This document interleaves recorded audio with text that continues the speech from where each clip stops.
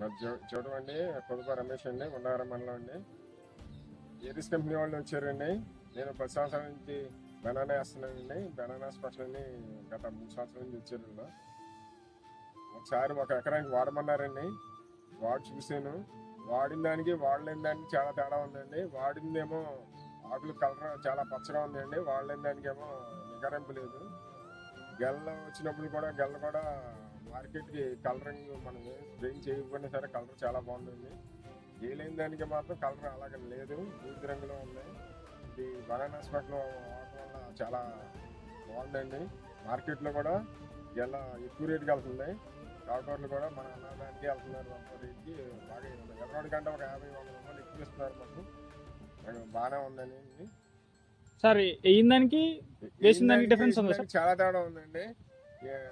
వేసిందేమో కదా ఫాస్ట్గా 15 రోజులు 20 రోజులు ముందర గెలవ కూడా వచ్చేస్తుంది. వేయలేని దానికి ఏమో లేట్ పడుతుంది, క్వాలిటీ కూడా పడిపోతుంది. దానివల్ల మార్కెట్ చాలా లాస్ కొనట్లేదు.